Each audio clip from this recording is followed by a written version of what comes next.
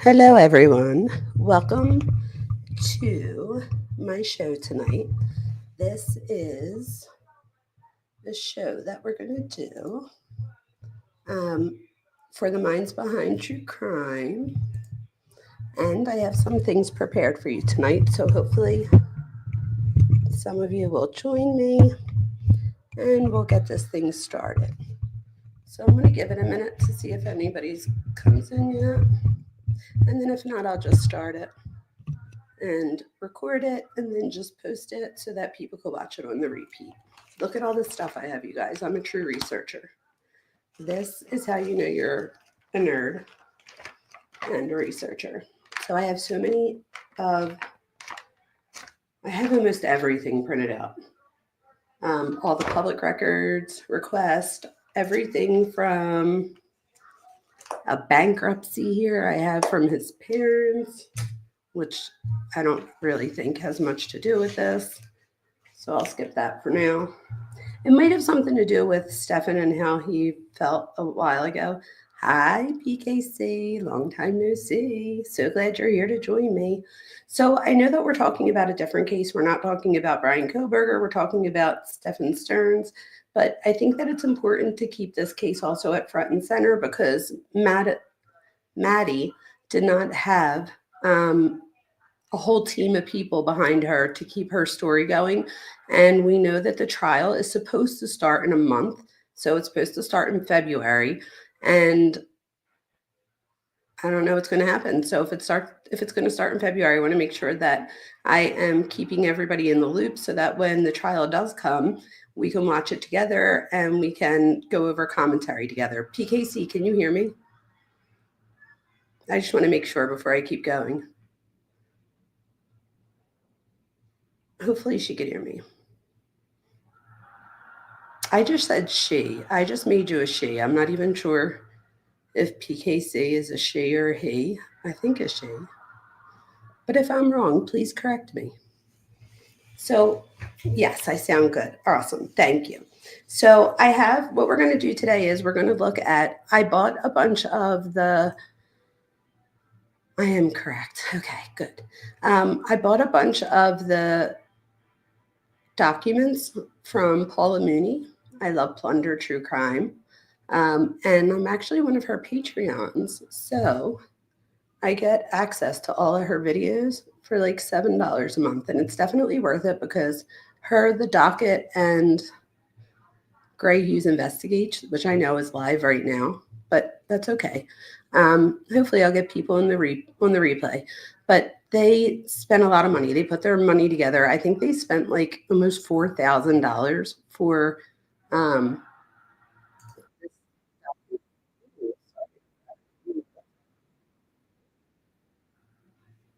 I pulled the wrong thing on. All right, hold on. Let me switch back over. See, I thought I had everything going right here. No, I do. I got this. I just put the wrong one on. All right, let's see. Stephan Sterns. Here we go. Okay, so this is Stephan Sterns' full interview on 2/27/24. Just to remind everyone, Maddie's gotcha. I see what you were saying, PKC. I knew what you were talking about. Mine does that all the time. But this is for Stephan Sterns. This is his interview. It is held on, let's see, 2/27/24. So just to remind people, Maddie's 13th birthday was on 2/22/24. And so this is just 3 days later. We know that on Sunday, it was her Christmas, I said Christmas, her birthday party at her grandmom's house. I know that a lot of people are confused at why Jenn would allow the grandmom to have a party without her being there. I don't think that obviously they knew that it was going to be in the spotlight like this, you know what I mean? So I don't think that there was as much malice in it as some people are trying to say. Some people are like, oh, I would have taken off for months before my child's birthday. And although that sounds great, I believe she just got this job.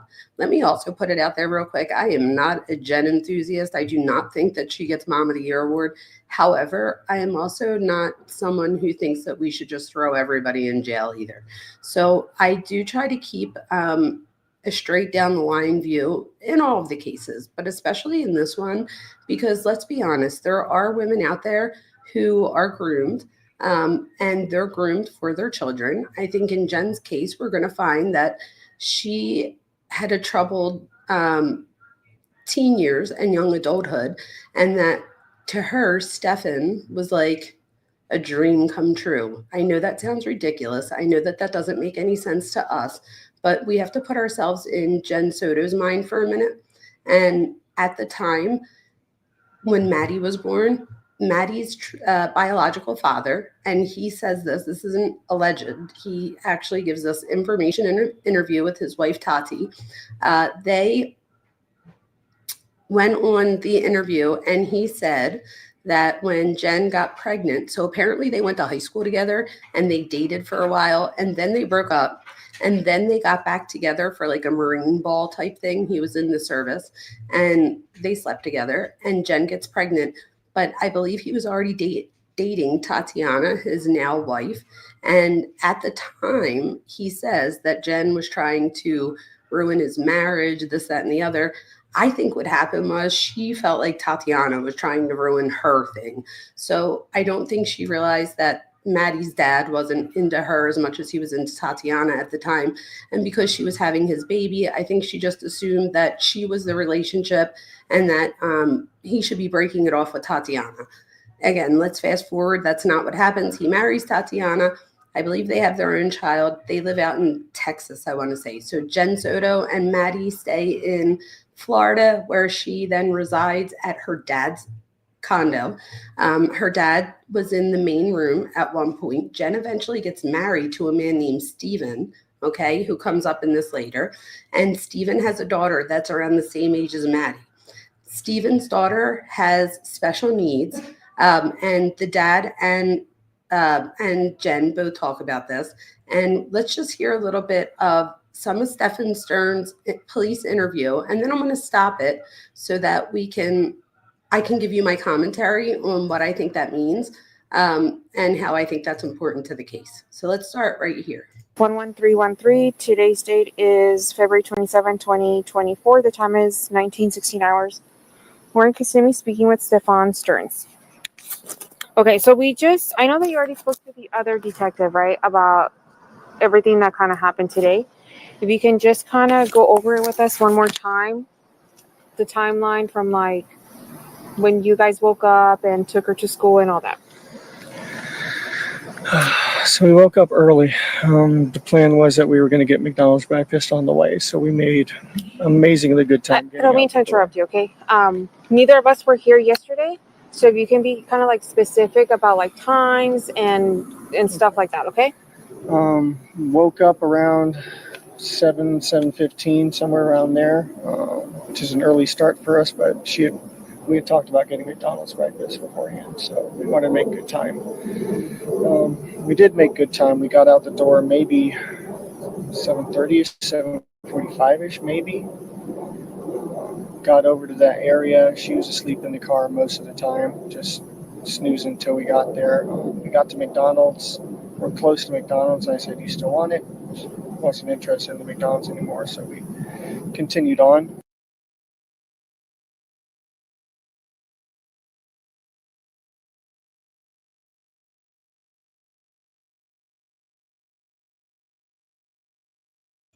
I was muted. My bad. I stopped here because I think it's important for us to listen to what Stephan's saying. So listen to his words. He literally says, I tried about the McDonald's thing. He says something like, I'll rewind it for a second so we could hear exactly what he says again. But he says, I tried to get her, or she wanted it, but now she doesn't want it. Just listen to his words, and then we'll talk about why that's important. 7:15, somewhere around there, which is an early start for us, but we had talked about getting McDonald's breakfast beforehand, so we wanted to make good time. We did make good time. We got out the door maybe 7:30ish, 7:45ish, maybe. Got over to that area. She was asleep in the car most of the time, just snoozing until we got there. We got to McDonald's. We're close to McDonald's. I said, "You still want it?"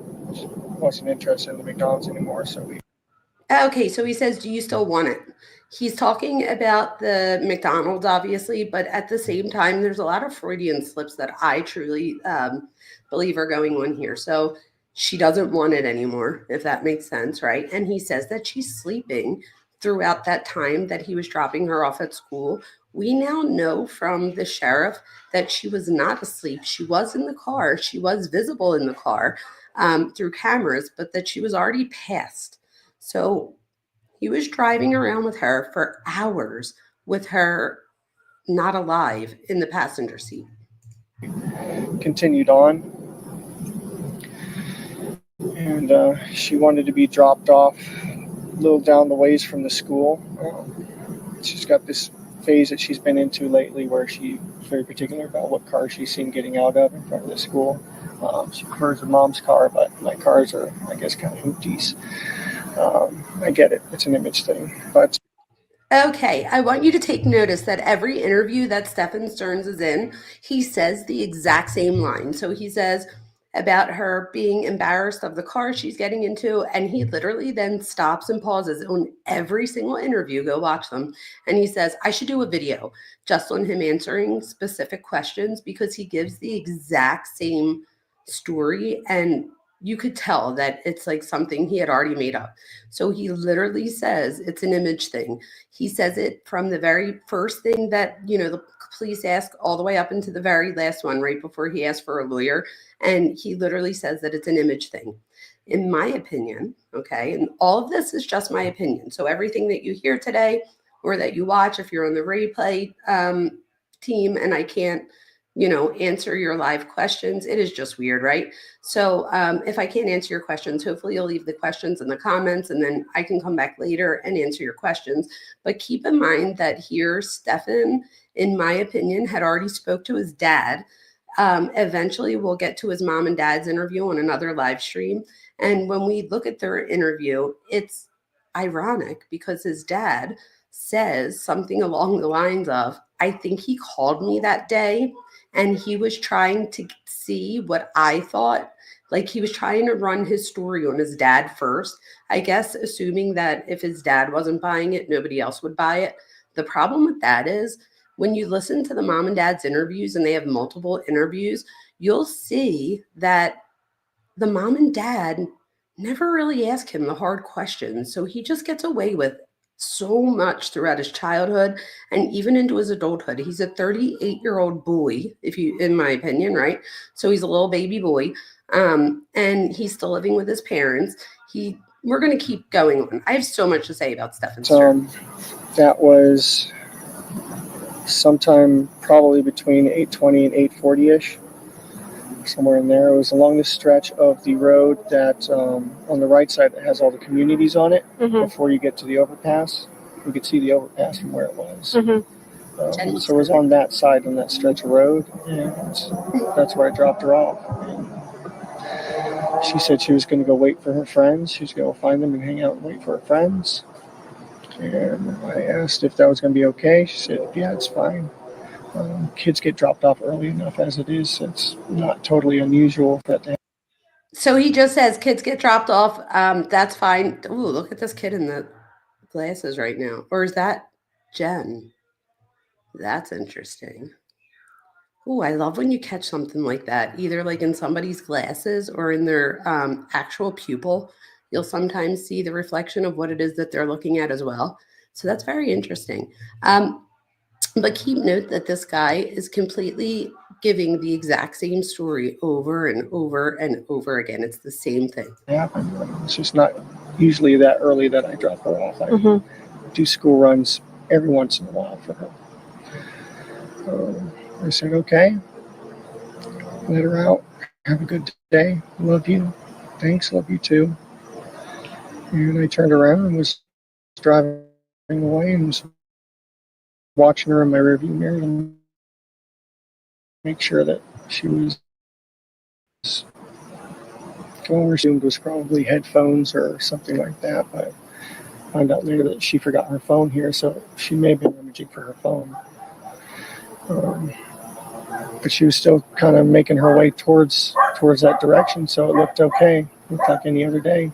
And I just continued on. So he says it looked like any other day. It looked okay, so I just kept moving on.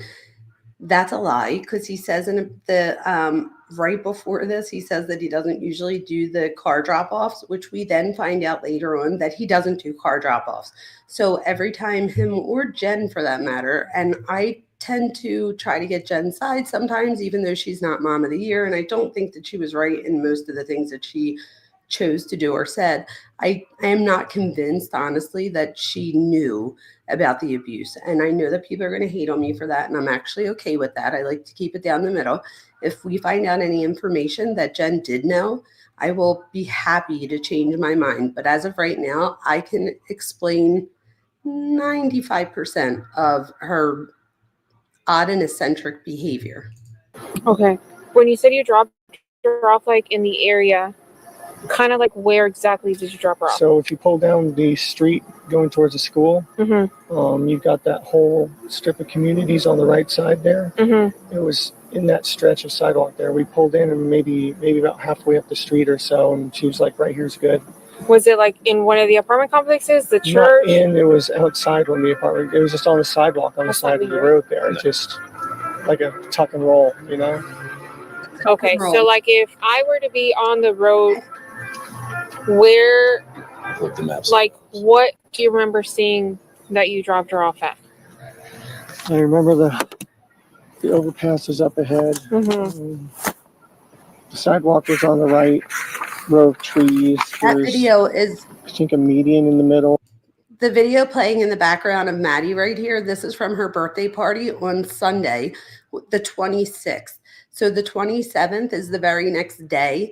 And they're not sure if she passed somewhere between the 26th and the 27th. It was probably the 27th, because I think they were able to verify up to around 11:30. So unless he did something within that last half hour of 2:26, everything most likely happened that next day. And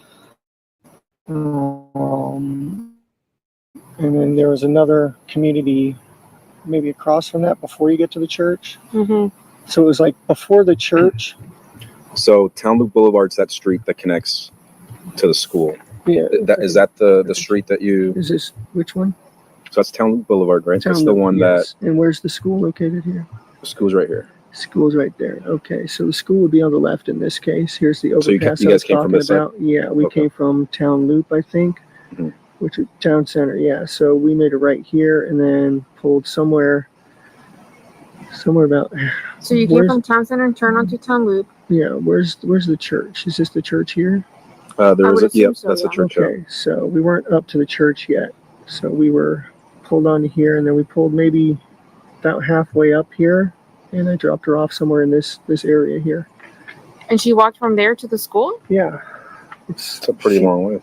It's maybe a block or so, but it's not out of the ordinary for her. She likes to do that sometimes. She likes the cold weather. She was wearing her hoodie. Okay, I had to stop it there. I'm sorry. He says that she likes it sometimes. Again, keep looking for these phrases that he chooses to use.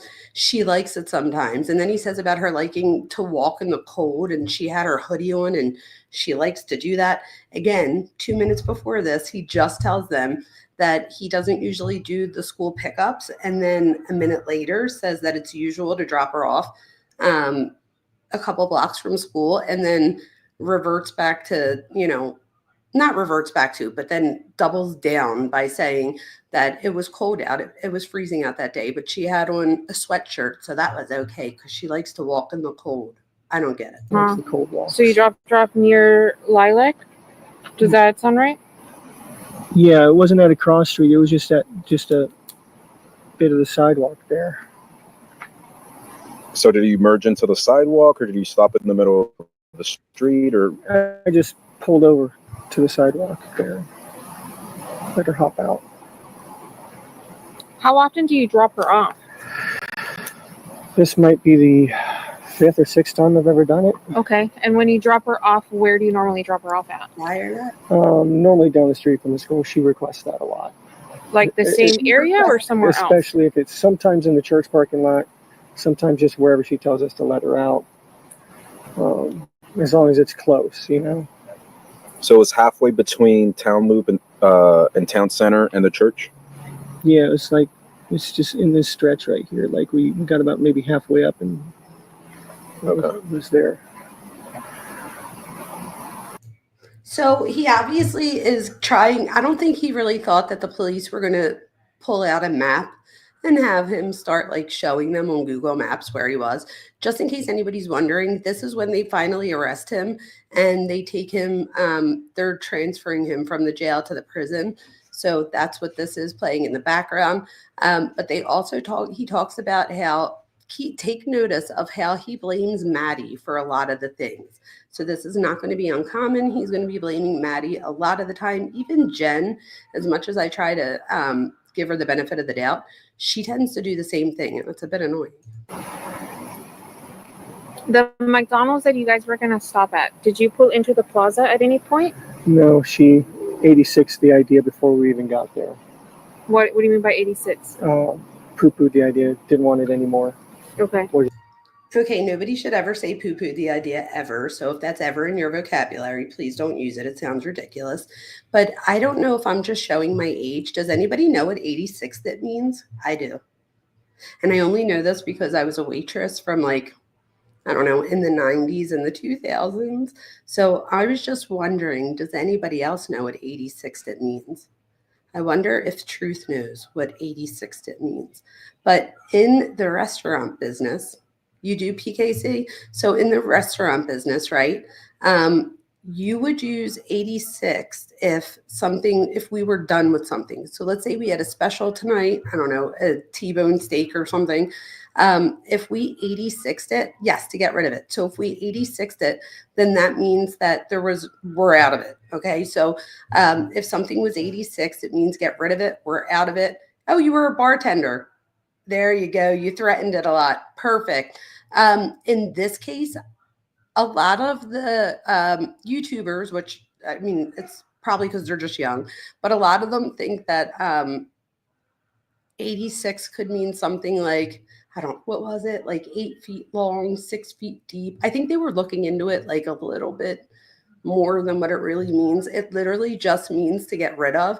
And he's just saying that 86. So he'll just, if somebody says that they 86 the idea or that the steak's 86, it just means that we got rid of it. There's none left. Either one of those two things work. I do not think it has anything to do with an 8 foot long by 6 foot deep type thing that other people might be thinking. And again, it could just be the lack of, just not knowing because they're young. But here he says that he 86'd it and the cop doesn't even know what he means. And the cop says, what does that mean? And he says that she poo-pooed the idea. Please don't ever say poo-pooed to anybody. That sounds so stupid. It just sounds ridiculous. I hate it, actually. I hate poo-pooed the idea. So don't ever say it. But 86 just means to get rid of.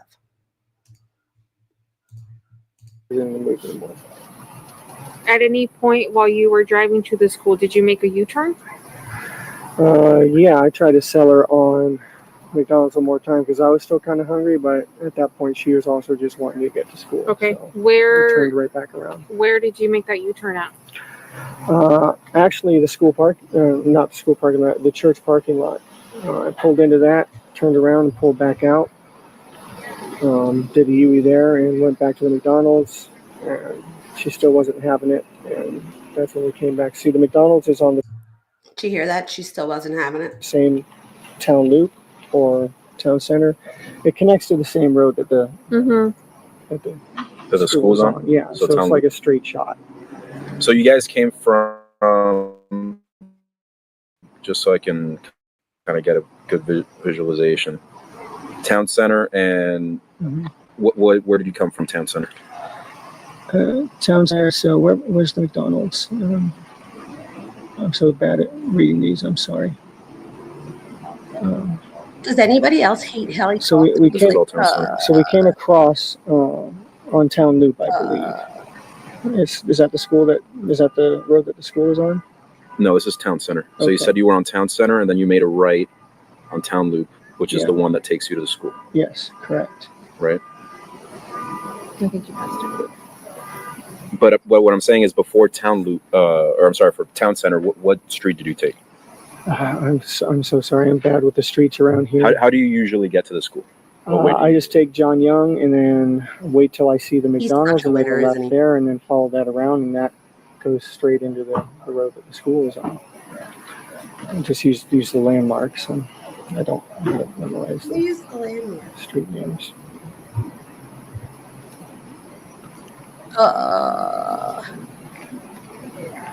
Is that JYP?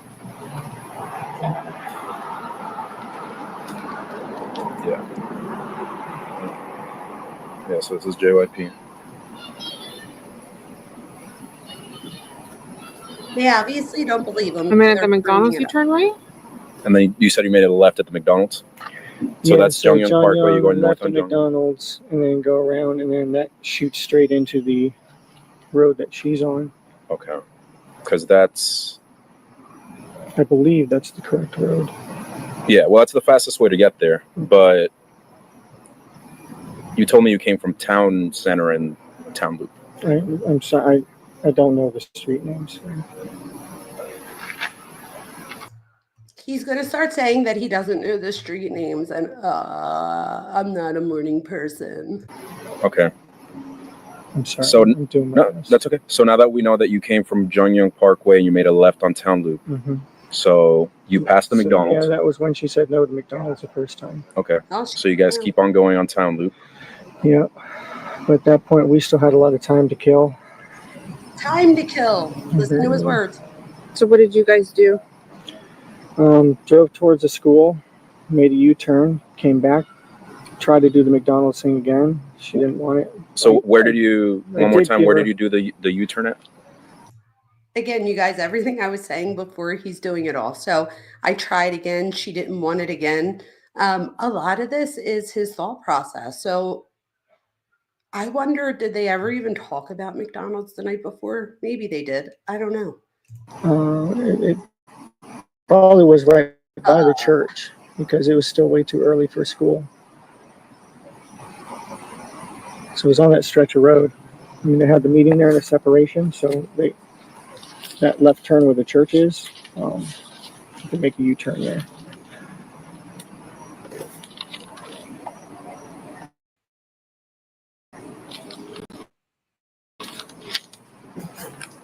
And then after you dropped her off, what did you do?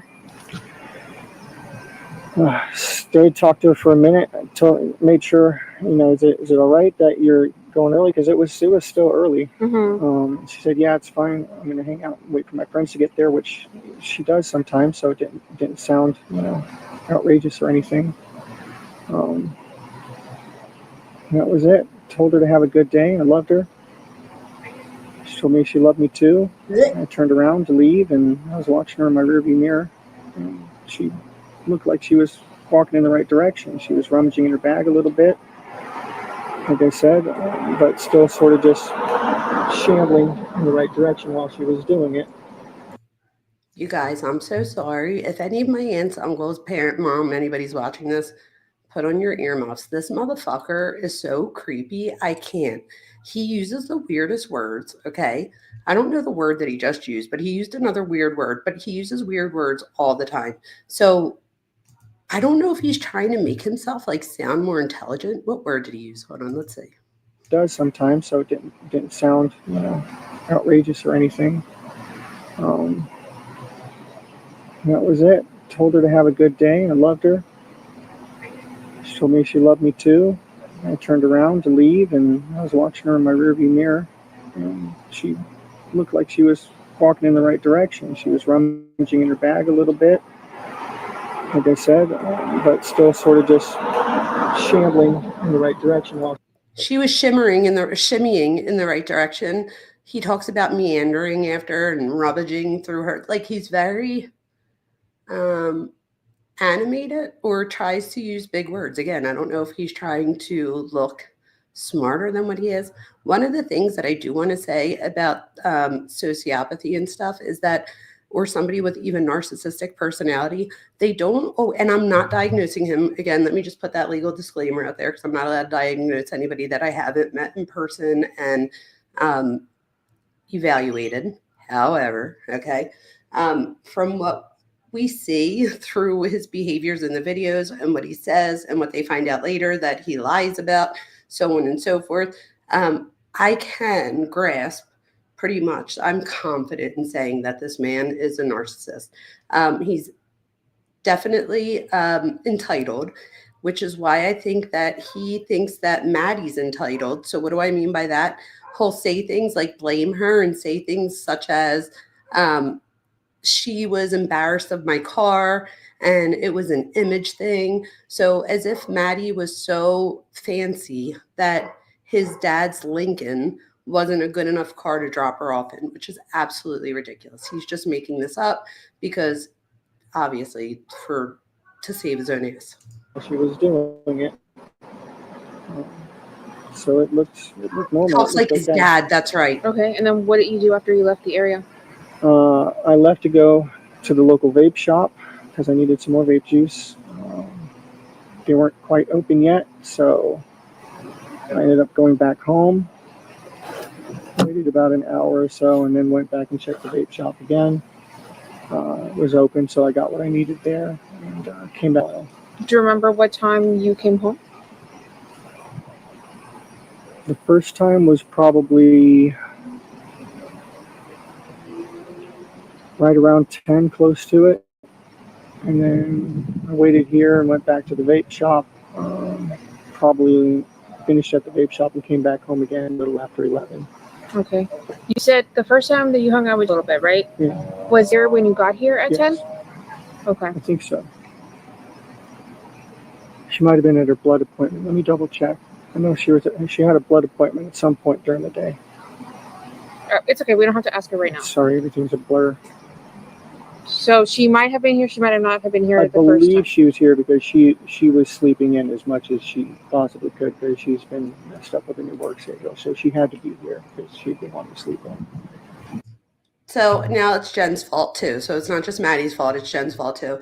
Truth, you were saying something about asking twice and then him snapping or whatever. This was going on for so many years, and I don't know exactly what made that night different. I have a few theories. Some YouTubers say that they know for a fact that they talk to family members and so on and so forth, and that they found that Maddie wasn't pregnant or whatever. However, I have reason to believe from some of the evidence that we've seen, especially that coin, it was like a mom or dad's. It's like the one side says mommy's turn and the other side says daddy's turn. So it's like you flip the coin and whoever it lands on. Some YouTubers are trying to say could she have wanted that coin for him and Jenn, like to see? But I'm like, their turn for what? I have a 16-year-old. It wasn't that long ago that she was 13. That would be, I just couldn't even imagine her asking like, oh, can you get this coin so that you and dad could take turns on, I don't know. I don't believe that. That did not happen in my eyes. So in my eyes, even if we find out that she was not pregnant, I know that she had recently gotten her menstrual cycle. How do I know this? Because if we watch this interview here, like this real interview, which I'll do in another stream, he winds up saying to the police officer that Maddie just started her menstrual cycle, so that she started to get an attitude, and you know how girls are. You want to like slap them right through the screen the way that he talks. But anyway, I think that we're going to find a lot of this stuff. Okay. I'll double check, but yeah, I believe she was here. And then what time did you say you left again to the smoke shop? Maybe after an hour or so, maybe 11 or so. Okay. And then what time did you get to the smoke shop? It's maybe 10 minutes away, so not long after that. Stopped in and got some juice and What's the name of the smoke shop? East Monroe Way. Okay. It's just over off of John Young. It's not far from the school. And then after the smoke shop, what did you do? Okay, for how long? At least until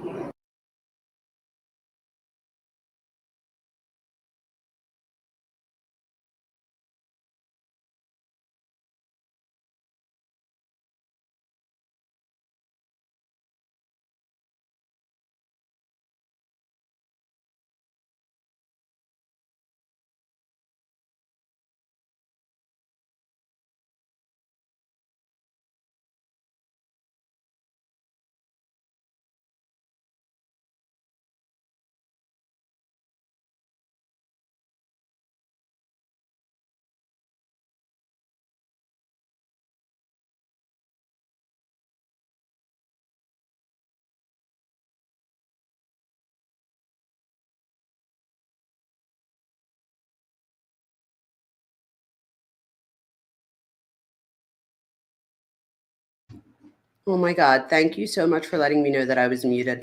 Anyway, I looked to the side. I'm so sorry, you guys, to look at my daughter to ask her if she had that app, and she does have that app, the one for your menstrual cycle. When we do a live stream down the road, I'm going to show you guys that Maddie's friends reported that she was regular with them. So she was on the same cycle as her one friend specifically, but that in February, her friend got her menstrual cycle and Maddie did not. So in Jenn's police interview, the police asked Jenn about it. And Jenn says, no, I don't remember her using any feminine products in February. So a YouTuber said that she spoke with somebody close to the family who said that Maddie was not pregnant, and that they know that from the autopsy, which is probably the only document that we haven't seen. You have to see how much there actually is on this case. So I think that even if Maddie does get her menstrual cycle in February, that I don't know if any of you have ever been in this situation. Truth, I know you weren't loving the guys back then, but I'm sure that you probably had friends, or some of you could probably, even if you've not been through the experience, know somebody who has, where somebody's young and they're sexually active and they think that they're pregnant because they haven't gotten their menstrual cycle yet. It could be things like stress. So stress is enough to push back your menstrual cycle. But if a teenager, and again, this isn't uncommon, thinks that they might be pregnant, and her and Stephan spoke apparently all the time on the phone. So PKC makes a good point. So she says, let me put it up. I think if he was, that the charges would be double. So I agree with that, which is why I think that she thought that she was. So maybe she wasn't, biologically, but she thought mentally at one point that maybe she was. I will also tell you guys that if you look up statistics for the United States, so not for everywhere, but for the United States specifically, the number one cause of death amongst pregnant women in the United States is homicide. Let me say that again. The number one cause of death amongst pregnant women in the United States is homicide. Okay? So that's not even taking into consideration pedophilia. If she was, let's say she was pregnant, and I don't think she was either. Like PKC says, I don't think she was either. I do think, however, that maybe she thought she was. And I think that's where the queen comes in. Again, on a live stream in the future, I will have that ready to where I show you guys the queen. And this queen, it's just, I don't know what else you would get this queen for, but they show her and Stephan's communications. And she says, yes, cycles can be irregular, especially at that age. But to her friends already got theirs and she didn't, and she knows obviously what's going on, right? Differently than her friends are going through. So in her eyes, there was a possibility that she could be pregnant. This is the thing, you guys. So this is where the trigger warning comes in. Okay, so I'm going to put on my psychology cap and I'm going to throw the trigger warning out there because I'm just going to be real right here. I have a feeling, and again, this is my opinion only, from what I've been able to view and take in from this case, and it's a lot. I have a feeling that we're going to find out that Maddie was in love with him in a way that she saw him as like a boyfriend, and he may have responded in the same way back to get her to keep it secret. So, for example, he might have said things like, if you ever tell anybody, they'll never let me see you again. And we hear this isn't abnormal to happen. So I know that some of you are probably like, what? And although for most victims of perpetrators, especially in childhood, most people do not find that love. Some do. Some still have a love, especially when the person is a parental figure. So if it's like a mother figure or a father figure, this is more likely to occur. I had a friend in school. I'll just leave it at that. I just know of somebody from school, just in case. I don't ever want them to think that I put their story out there that they didn't want out there. But there was a girl in school with us who we had no idea, but we were in like 6th or 7th grade. And here she was very, sorry, you guys. She was very, very careful about being home on time. And us other friends, like most kids, were like, whatever. So we'll be 5 minutes late. No big deal. And she would like run ahead of us and like get there on time, and the rest of us would even sometimes, let me be honest, we would like laugh and be like, oh, look, God forbid she's a minute late.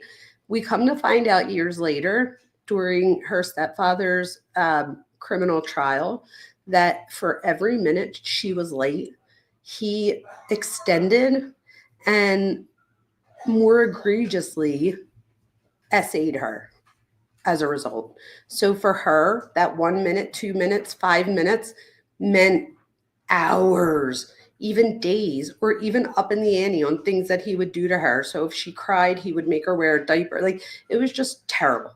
So as kids, you don't think anything of it because, again, if it's not occurring to you, which I noticed Truth brings this up in 12 Gauges live earlier, and it made a great point, that sometimes people don't understand the personality disorders if they haven't experienced it in their life. Now, some people who haven't experienced it can understand it. However, there are people that can't understand it, and it's because they've never dealt with somebody like that, or they've never been told that somebody is like that in their lives, or they never come to find out that that person has a personality disorder, and there's many of them. But when we're talking about antisocial personality disorder, or what most of you know as psychopathy or sociopathy, it just falls under the realm of antisocial personality disorder and abnormal behavior in psychology, and in the DSM, the Diagnostic and Statistical Manual for Mental Disorders. And also keep in mind, before I continue this real quick, about the pregnancy and about the number one cause of death. So for Stephan, you have to keep in mind that not only could this mean that he'd be a father, right? But it could also mean that, Jenn presses charges against him. I mean, there's just so many things that was probably going through his head. I also think that we need to remember that she did just start menstruating, which means that she could have aged out, you guys. It is what it is. I don't mean to sound, blunt, but I just have to put it out there the way that it is. For him, if he's a real, a pedophile here, which he definitely, from what we see, allegedly is, but they have literally 35,000 photos of other children being essayed, and then there was like 1,500 just on his phone and his Google Drive. He had about a day and a half to erase things. He went in the middle of the night with Jenn's car to his mom and dad's house, who lives 3 hours away, so that he could connect to the router and try to erase his Google Drive. Thank God they were able to figure it out. This dumbass over here, he factory reset his phone twice, okay? And he told the cops that during a massive, he calls it a massive SOI update, I managed to just fuck up. And then he goes, excuse me, like as if he's saying he's sorry for saying the word fuck. And he's like, I managed to do the SOS update twice. And he's like, I meant to do, So here he factory resets his phone, obviously, so that he could try to get rid of the pictures and stuff. And at one point, his dad, I can't believe it, his dad has a big Freudian slip, and even his dad catches it. And his dad winds up finding in their storage unit a computer with a hard drive, and the dad gives the hard drive to the cops, and he tells the cops that Stephan was definitely on this computer on the Saturday before. So this happens, her birthday party's on Sunday, and this happens around, in between Sunday night, Monday morning. And the dad says Saturday, so right before this, that he was very anxious at home, so much so that he had asked his dad if his dad happened to be on any anxiety medications that he would be able to share with him, which seemed like that's not something that he usually asked his dad. So the interview asked the dad, like, what do you mean? And the dad's like, no, all I had was my blood pressure medicine. And they were kind of like, well, what was he looking for? Like, does he have a prescription that he just doesn't have filled? And here the dad, this 38-year-old mother hump, his father had to get him on insurance for like the second or third time. He like talks about it and he says like again a few times. He's like, so I got him on insurance again. And he had a prescription waiting there and he just didn't get it filled. And I'm like, oh my gosh, like how enabling can you be? Like, this is a 38-year-old grown ass man. Go get your own prescription, right? They even asked the dad about like who pays his cell phone bill and his car, and the parents still do. He's 38 years old. That's a huge red flag for me, you guys. But the one last thing about pedophiles real quick and about her aging out, just know that a pedophile, just like you might be heterosexual, homosexual, maybe bisexual,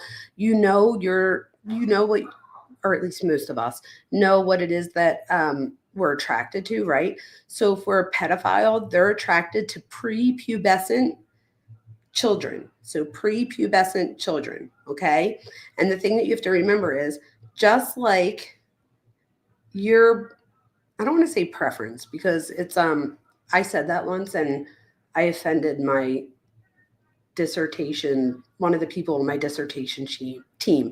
She said, instead that I should, oh my gosh, sexual orientation. I think I used the word preference, truth, and she like wanted to take my head off.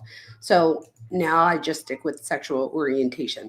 But just like you have a sexual orientation, right? For a pedophile, their sexual orientation is children. So once she reaches puberty and she has breasts, this is the other thing, your menstrual cycle in puberty, we call it monarchy. So in monarchy for girls, so that's your first menstrual cycle, is what marks this period of time for girls.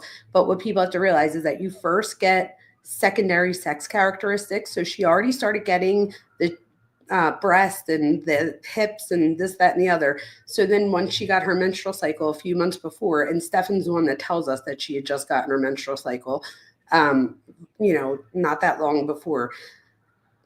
I don't know, like, could she have aged out? Could she have even been old enough now to where she started realizing, like my friend did eventually when we had sex ed classes, that this wasn't okay and that not everybody went home and, was doing this with their dad.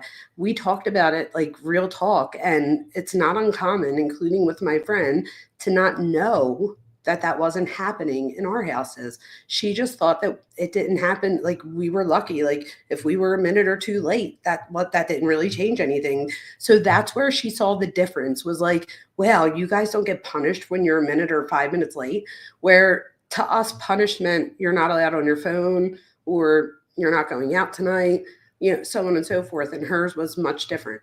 So you have to keep in mind, and I want people to remember this. So if you're a child who has been taught about SA and has been taught about, in New Jersey, they call it your no-no square. How funny is that, true? So they call this your no-no square. And the saying is, please don't touch me there. That is my no-no square. Okay? So, did she call him dad? She did. So she called him Stephan, but referred to him as dad. So if she said his name, she would say Stephan, but she would say my mom and dad, if that makes sense. So she called him Stephan. She would say Stephan. So I don't think she always said like dad, but if she was telling a story about him, she would say my dad or my stepdad, in referring to stories about him.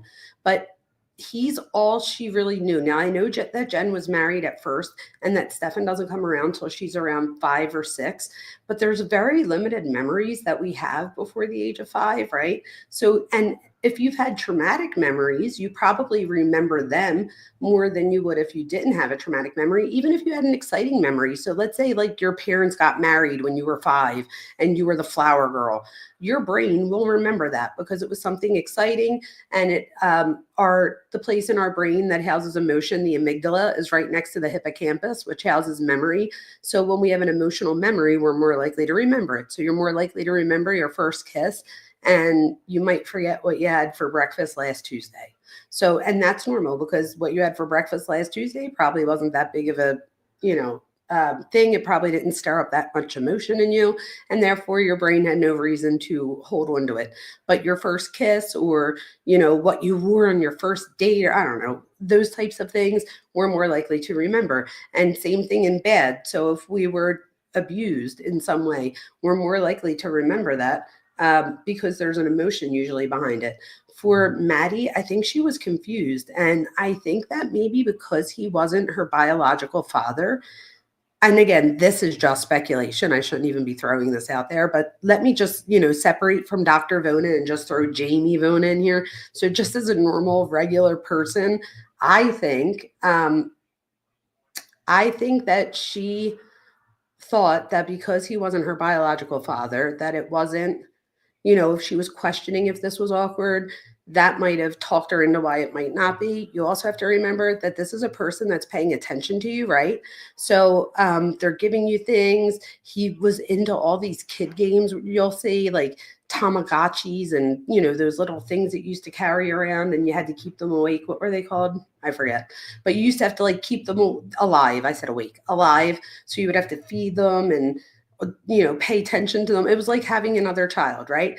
Or having a child rather. And he would do all of these fun things with her, or like kid-like things with her. So I'm sure she loved that attention, especially if her mom wasn't giving her that attention. So you could be with your child 24 hours a day and not give them the attention that they need, right? So just being there doesn't necessarily mean that the kid's getting their needs met as far as getting attention. So I think he love bombed her and Jenn in the ways of, so love bombing a little bit different than we see in DV, right? So how would this love bomb be different? He love bombed in the sense that he was like, I'm the one that's here. Like, you're stressed out, no problem. I'm here. You and mom are fighting, no problem. I'll help you. You and Maddie are fighting, no problem. I'll help you. So he was very resourceful to them, even though he was not resourceful at all because his dad was still giving him an allowance, like you guys mentioned earlier. And do I think she took cues from her mom? This is the thing. I think, and again, I'll do a whole separate thing of just about Jenn, but I do think that we find out. So there's a diary, which I don't understand. Isn't diary supposed to be secretive? So she has like an online diary that is public, so you can go on and read it. And it's from her time as a college student. And during that time, she goes away to New York. We're talking about Jenn Soto here. She goes away to New York and she doesn't like it. So there's like the hustle and bustle of New York, and she thought she would love it. She was going out. She was like working hard, playing hard type thing. And she tells the police officer, it just wasn't for me. I wanted to go home. But when she tells everybody online, I'm going to go home, you guys, like, get ready to see me, she then comes back a couple weeks later and is like, so I guess I'm not coming home now. I guess I'm going to be staying here a little bit longer. My mom said I can come back to Florida, but I can't go there. So it's like, I don't know about you guys. And tell me, did you have parents or guardians that were welcoming, of you to come back? So did you go to high school? I mean, college, were you allowed to come back after college if you needed? If you had to today, could you go back? And if they're not around, if they were around, if they're not alive today, could you go back, and would they open the doors up for you? No questions asked. I know my kids will always have a home here. I know that if God forbid I ever needed it, I could go to my mom's.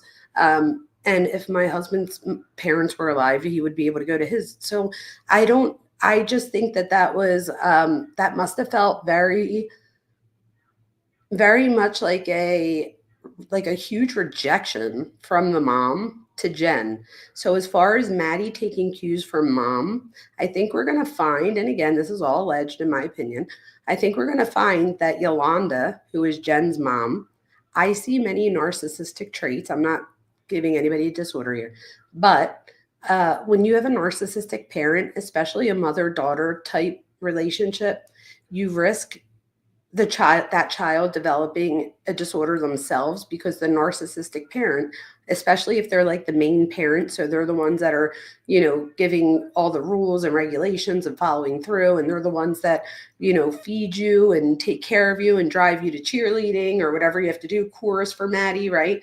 And at the same time, if they're the ones that are doing things that are also seen as neglectful or even abusive in some sense. So making your kid, not making them, but having them go off to college, and then they don't like it and they want to come home, and you're like, oh, well, you can come back to the state, but I don't know where the hell you're staying because you ain't staying with me. I could imagine that must have felt like huge rejection, and even abandonment, right? And then I think that she winds up dealing with abandonment issues throughout her whole life. I think Jenn Soto gets close to her dad and stepdad or whatever, but even then, like the mom winds up divorcing the stepdad and her dad.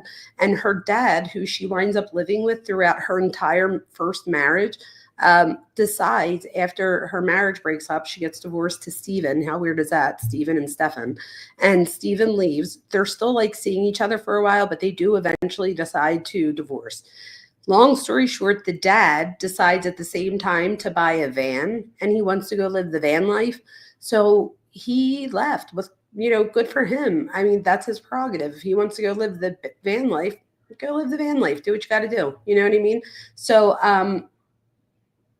but I wonder if that made Jenn feel abandoned again. And apparently Jenn still paid to live in the house. So he would rent the room. So each room had a physical number on it. So there was somebody in room number 3 and room number 4. I think it was 2, 3, and 4. So they were the room, or no, I'm sorry, 4. Yes, 2, 3, and 4. Rooms 2, 3, and 4. So 3 and 4, they were upstairs. I'm gonna have to look again. I don't know why I'm getting it confused. But room 4, I believe, is the room that Stephan winds up doing this with Maddie in eventually. Did Maddie have physical punishment? I don't know that we know for sure. The cops do ask the mom in her interview about it, and they specifically said, did Stephan ever punish or discipline? I think the word it was discipline that they used. Did Stephan ever discipline Maddie? And she said, oh yeah, like a dad would. This is the thing about Jenn, you guys. So a lot of people think that she's like some master manipulator that is like just so good at playing a role and acting, and I wouldn't give her that much credit. I don't know. I don't think she's playing a role. By the way that she answers things, and by the way that she's very open with, she's like, I sent them off to bed at 11. And the cops were like, what do you mean you sent them off to bed? Like, oh, like they had different rooms. And she's like, no. Like, I really needed a good night's sleep. I needed good sleep. That was her excuse. I needed good sleep tonight. So I sent them to Stephan's room, which is room number 4. And why they ask her, like, why did Maddie have her own room? Like, what do you mean? And Maddie in the living room had a partition. So there was a partition part of the living room that she could go in and shut the partition, but you could like look over the top of the partition. It just wasn't any type of privacy at all. So, and she said that Maddie had to sleep with her. I did find out through my research that Jenn slept with Yolanda as well. So that, that was a huge connection, because sometimes we either do the opposite of what we learn, or we do exactly what we learn, because we don't sometimes realize that that's so different from others. So let's get back to this. Maybe 12:30, 12:45-ish, something like that. And then what'd you do after that? I had a couple errands to run over on 192. She was talking about making a BJ shopping list. She just wanted to make sure I was back in time for us to both go pick up. So I was visiting some card shops around the area on 192. I'm kind of a nerd, so we had a new trading card game release, and I was seeing what the situation was with it. Do you remember what places you visited? Yeah, Coliseum of Comics. Stopped by a couple Targets, and I was going to go to House Rules Games down by Oak and 192. Mm-hmm. But I didn't make it that far. I got a flat tire on the way. Do you remember where you got your flat tire? It was on 192. I pulled into one of those plazas somewhere. It's been about 10 years since I switched out a tire, though, so I made a lot of rookie mistakes and ended up pinning my thumb between the frame and the jack. Yeah, I'm lucky it's not a lot worse than it could have been. Do you remember the name of the plaza by any chance? Do you remember like what stores were in this plaza? It was like right before you got to Oak, though, so it was one of those little strips. Okay. And then but I did not make it back in time because of that. I thankfully had the spare. I put that on and tried to get back in time, but caught every red light on the way. She ended up leaving to pick up Maddie without me. I was about 10 minutes late on that. So I called her and let her know what happened. I apologized profusely because I promised I'd be there with her to go pick her up. Just sat and waited. After that, she had already gone to get her, so I just sat and waited and hung out, straightened up the house a little bit. And that was it. Then we got the call. What do you mean you got the call? Got the call from her that had not come out. So we started getting worried. Started making the calls to her family, be on the lookout. She might be walking to you.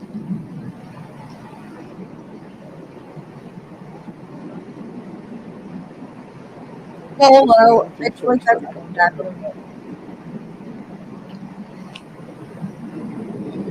I want. Was it? Did you check on the map the southbound? The Greenville?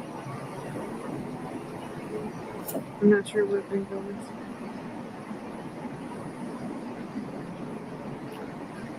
I noticed. I'm sorry. She forgot her phone, right? Is it normal for her to not have her phone? Unfortunately, she's severely ADHD, as am I and her mother. Mm-hmm. So it is not uncommon at all, and that very, very usual thing for her to forget things. She'd forget her head if it wasn't screwed on. Worse for the guy. Oh my God, oh my God, oh my God, oh my God. Did you guys just hear that? He said she'd forget her head if it wasn't screwed on. I can't stand this man. About writing her about that. It will remind her, and then it will leave our mind, and she'll say okay, and then it will leave her mind. And is she on medication for this stuff? Normally, yes. She's been staying with her grandparents a lot this week while her mom was working. So she has not been getting her meds a whole lot. Okay. So she was really spacey. Where's mom working at? What changed in her hours that she needs all this sleep? She's training, so it's not a set schedule yet. Okay. It's just early this day, late closing training this day. Different hours. Yeah, no, that takes a toll. So I came up here. She needed help. I split my time between the two places. I needed a visit. We all needed to be a little happier together. So. This is a great one. Jelly bean. This is town. And where's the McDonald's? Right.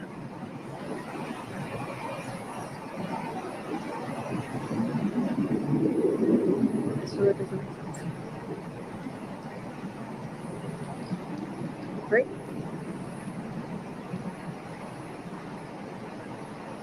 Because the school's up here? I love messing up the streets again. Like, Yeah, town. This one's town center, but town loop. We're just trying to figure out your direction of travel, right? I'm so sorry. I'm so bad with that area over there, Hunters Creek.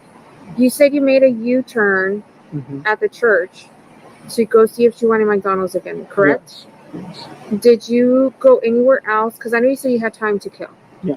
Did you guys go anywhere else? No, we didn't go anywhere else. Is there a reason why you would be back on John Young Parkway? When we tried to go back to McDonald's a second time, we would have made a left over there instead and just looped around again. What do you mean? Just made a circle. Made a circle house. Can you show me on the map? So this is the going McDonald's back right down here, to right? McDonald's.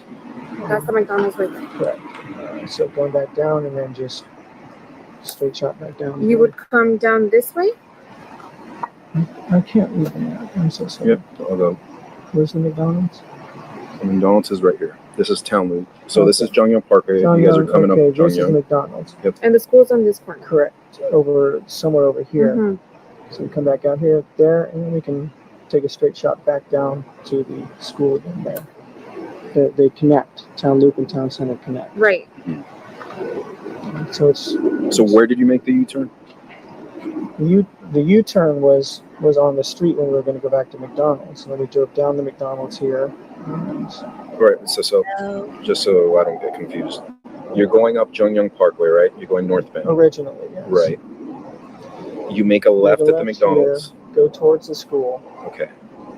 How far did you get before you made the U-turn? So you got. Is this the school right here? Yep, that's Town Loop. So we got up to here and then made a U-turn over here, past the median. Okay. So. And back to McDonald's. On Lincoln Town Loop. Still time to kill. She still didn't want the McDonald's, but I did give her a raspberry and cheese Danish. So did you go through the drive-thru? Did you go inside? No, didn't go inside. Where did you get the Danish from? Oh, the Antonins that I brought from home. I gave a couple of those kittens out. Okay. So she wasn't without food totally. So we just continued past it again and turned around and said, screw it, just drop you off early. Okay, so you came back around to the McDonald's. And then right onto the school. What's is that back on Jungyoung Parkway? Yeah, or? Back on the Jungyoung Parkway. It comes down here. Oh my gosh! Truth, did you hear that? He said, and the cop straight says, "What does mean?" Center again. So then you took Town Center. Yes. The second time around? Yes, and then made it right down to the school. Do you remember what time you dropped her off? I estimated it to be sometime between 8:20, 8:40. Are you on your phone? Do you have Google Maps? I do, but I wasn't mapsing it. When you're giving her rides, does she sit in the front or the back? She sits in the front. Do you mind if I look at your maps real quick? Yeah, that's right.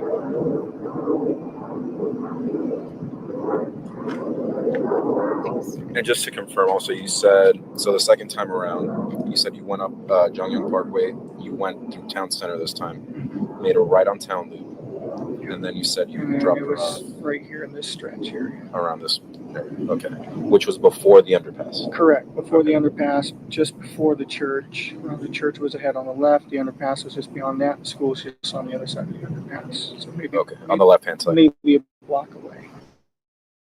Okay. And you said that that's typical of her to walk that distance? Yeah, she likes the morning walks when it's cool. She doesn't like being seen getting out of certain cars. Being a middle schooler, it's an image thing. And it's an image thing. Will sometimes like to hang out and wait for her friends. She's known to do that.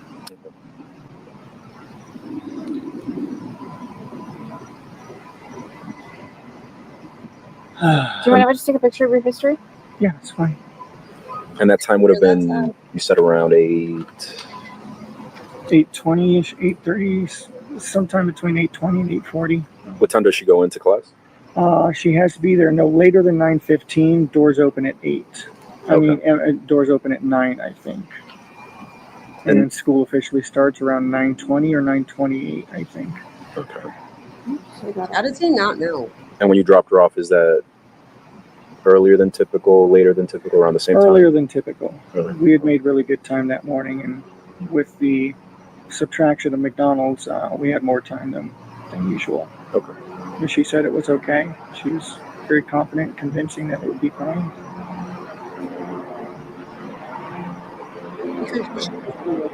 And you saw what direction she walked to after you dropped her off? Yeah, it looked like she was moving towards the direction of the school like she was supposed to.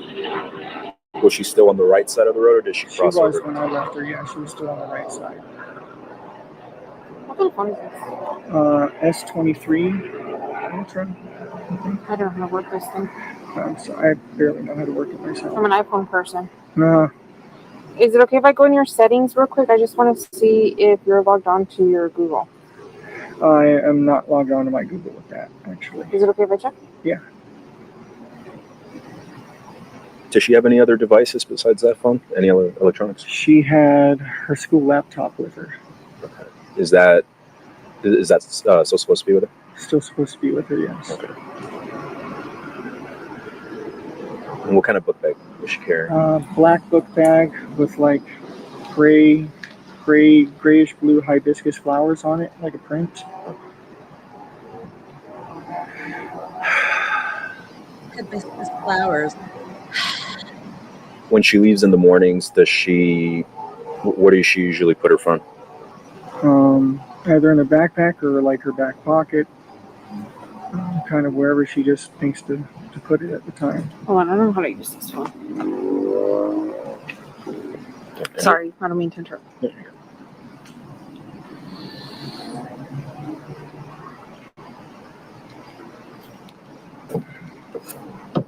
I don't know, you've probably been asked already, but she's never ran away or been away for longer than a certain period of time, amount of time. Nothing like that. No, she's very dependent on us. I don't think she'd know what to do if she did run away.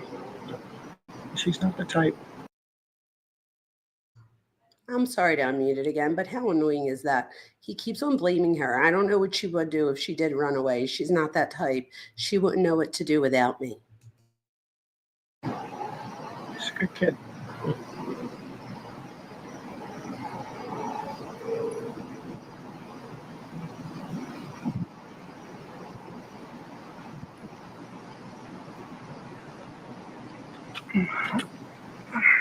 Besides the ADHD, is she diagnosed with anything else?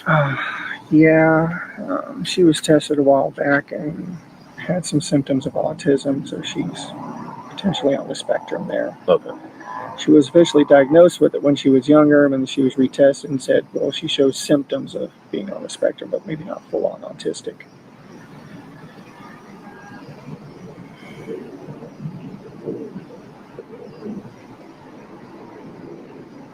Is this what you use to go places?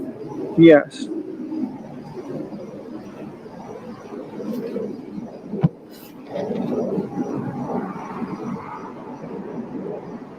I put it on 1.2. Go places, search addresses, look at store hours, write reviews.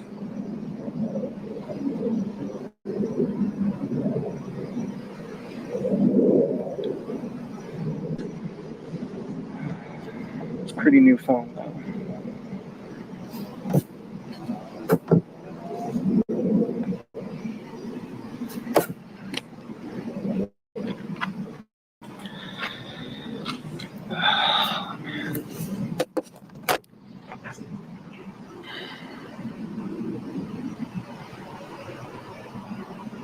Have we had any updates? We literally have like 50 people right now on scene looking.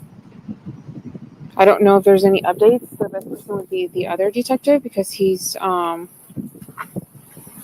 one that is in charge of all this.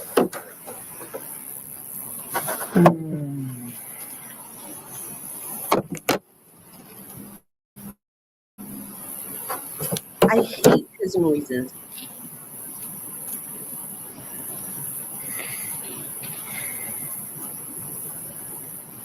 I don't think I've eaten anything since yesterday. Yeah, I'm sure you guys are worried. When did you come back to help? Pardon? Yeah. What do you mean? Like, because you live down south, right? When did you come back up north to help her? I just got here this weekend. Do you remember what day it was? Sunday. Sunday was her birthday party, so yeah, it was the evening after her birthday party. Sunday. Okay. Do you remember what time you got here on Sunday? 8:30ish maybe. Okay. Just in time to make sure that she was doing all her nighttime routines. I'm waiting for her mom to get home. Okay, you guys, real quick in the comments, can you just write down what your nighttime routines is and what that means? So he doesn't say her nighttime routine as if there's one. He says routines as if there's multiple. But what does that even mean? Like, other than you brush your teeth and wash your face, put on your pajamas, maybe get a shower. I don't know. But has anybody, or is it me? Like, has anybody grew up where you guys called it your nighttime routines? I just thought that was weird. That's all.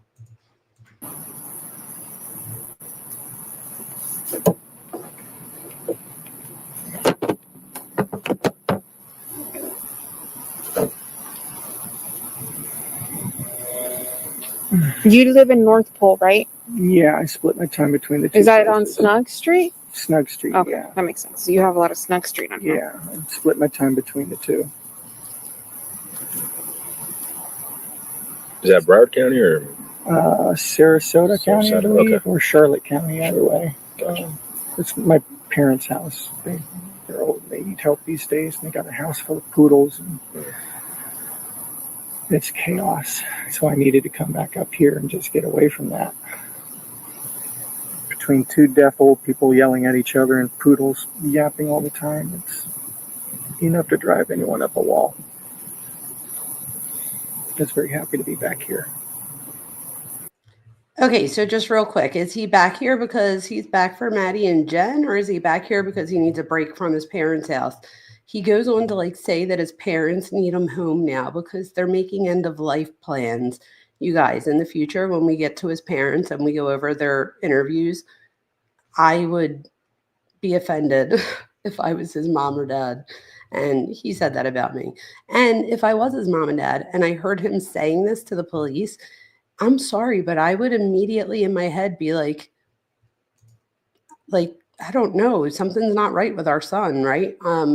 Like, if you know that to be not true, wait till you guys see. So his parents, they're like lost all this weight. They're in better shape than they've been in years. So he's just lying. Did you and your wife, when you guys were looking for where did you guys look? Me and her stayed local. It was all the rest of the family that mobilized and was beating the bushes. And did you guys drive together or separate? I don't think we drove anywhere when we were looking. You didn't drive anywhere? Not that I recall. Did you guys go anywhere last night? Was that media? Maybe. I think Fox 35 or something was coming. If it is, let me tell him he needs to take it. Okay. I don't recall. You have to ask her if we went anywhere. I don't recall. I was so zonked out on Ativan at that point. Okay. So it was a wreck. I don't. And this would have been when? I don't recall us going anywhere last night, but honestly, at that point, my brain was mush, and I was on so many tranquilizers to keep me stable. He just said he was on so many tranquilizers to keep him stable. That just sounds absolutely ridiculous. Okay. Number one. Number two, if somebody's child's missing, why in God's name would you take tranquilizers, right? Wouldn't you be like out and about looking for your child, asking everyone that might know her if they've seen her? They asked them, where did you guys go searching last night? And he literally is like, I don't think you went anywhere. So what? You don't remember if you went anywhere? What do you mean you don't think you went anywhere?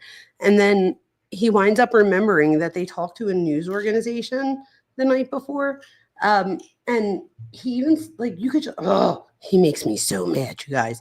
But the fact that he calls his medicine so many tranquilizers to keep him stable just makes me so annoyed. But keep the word stable in your head, because in the future, you're going to hear Jenn Soto say those same words. She's also going to use, like, they both use a lot of the same weird terms, like timelined.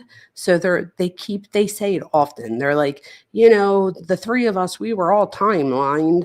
And I'm like, what the fuck does he mean? Like, what does that mean?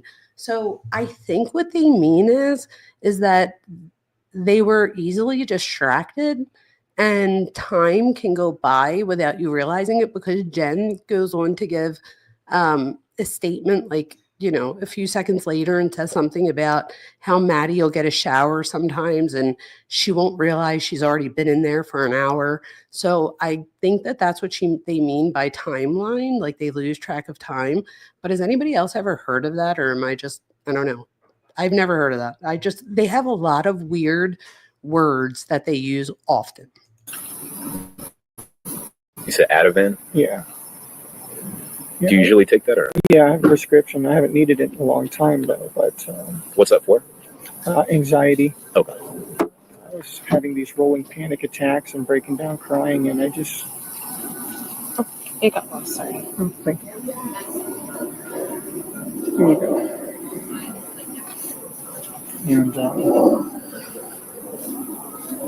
And it was the only way I could get to sleep last night.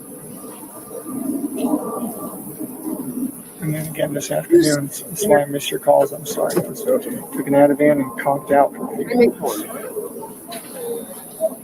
It's the only time when I'm not crying.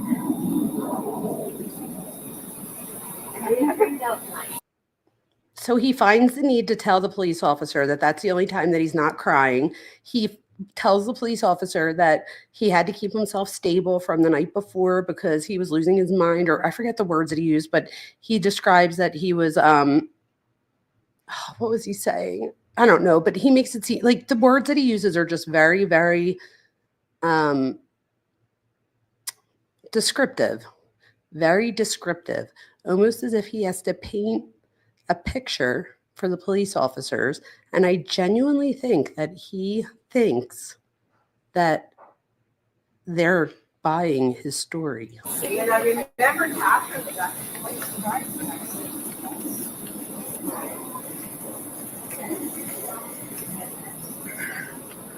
It's okay if I just pop down real quick.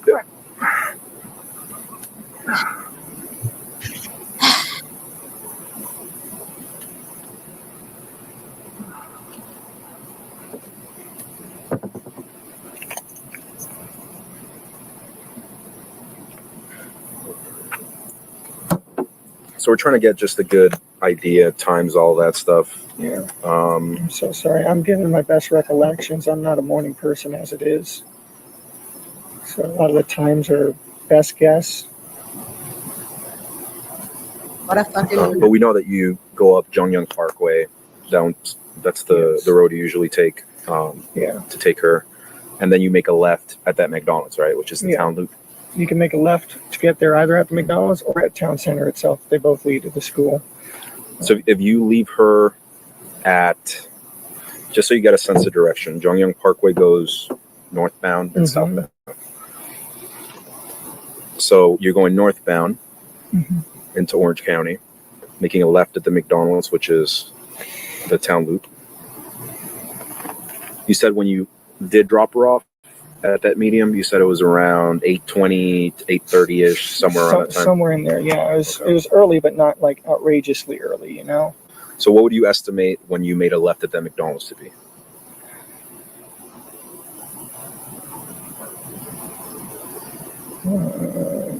After I dropped her off? No, I'm saying when you dropped her off. Oh, first left by that McDonald's. Yeah, when you first go, that first left that you make at the McDonald's. It had to have been around maybe 8, maybe quarter after 8, sometime in there. Okay. Sometime between 8 and a quarter after, I think. All right. So just so it's, you can kind of picture it here on the map. So you're going northbound. Really? You make a left here around like 8:10, 8:15. Let's say 8:15, around there. When you get over here, you make a U-turn. You go back to the McDonald's. But you said that she still doesn't want the McDonald's. Still doesn't want it. She was just going to eat the Danishes that I had given her. So you're going up here now, still northbound on Jonghyun Parkway. Mm-hmm. You make a So left kids would at rather have it. Town Center this time. Town Center, and then make, Then a, make a right right. onto, Mhm. yes. And then you school drop road. her off And then around we like dropped her off around halfway up the road there. Okay. So keep in mind, all of this is still northbound, Okay. right? You're still northbound on Jonghyun Parkway. Yeah. So why is your car seen going southbound at 8:10?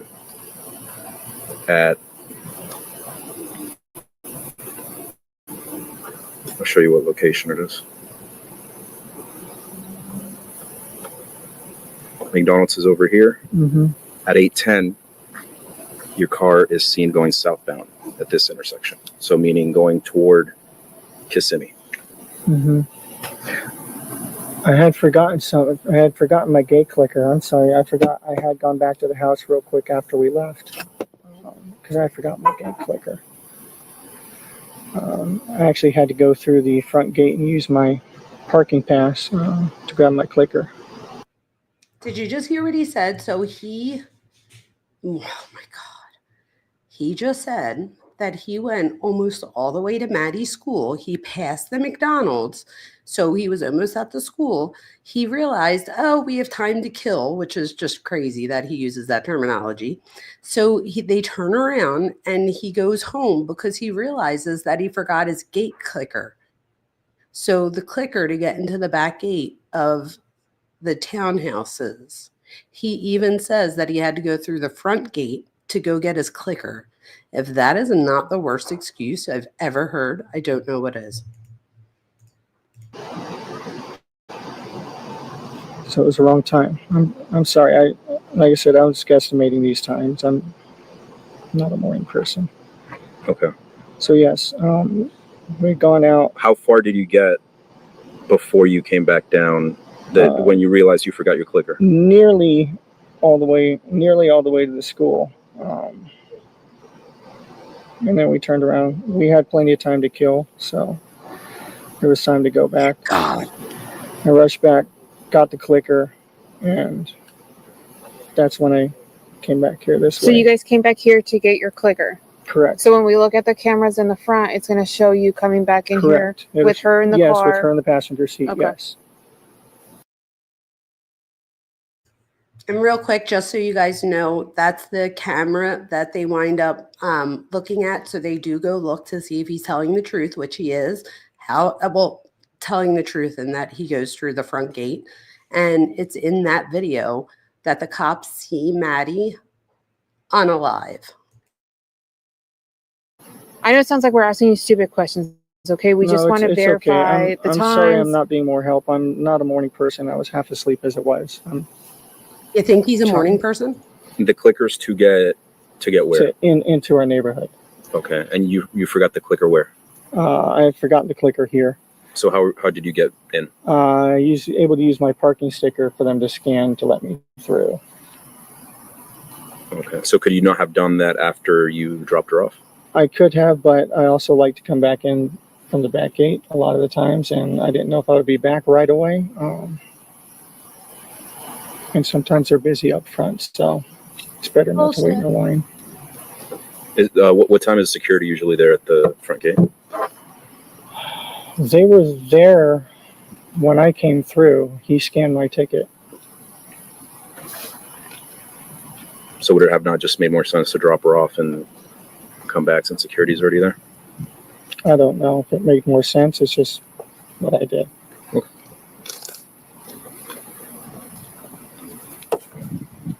I think that's how he gets away with lying to his parents. He just says things like, I don't know if it makes sense. It's just what I did. Oh, thank you. Anything else that we haven't asked you feels important? Maybe that might help us out. I'm sorry. I'm having trouble recollecting everything. I'm going to step away for a second. He turned smart again. He's recollecting, or he's having a hard time. Anything that you remember maybe she might have told you? She didn't mention anything in particular.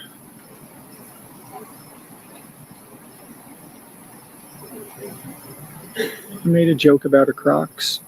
She wears Crocs and socks. we were joking about that. I want to kick him in the dick with those Crocs.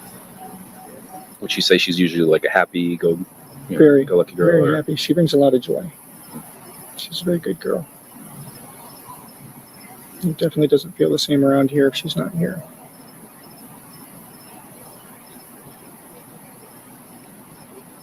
She was so happy too.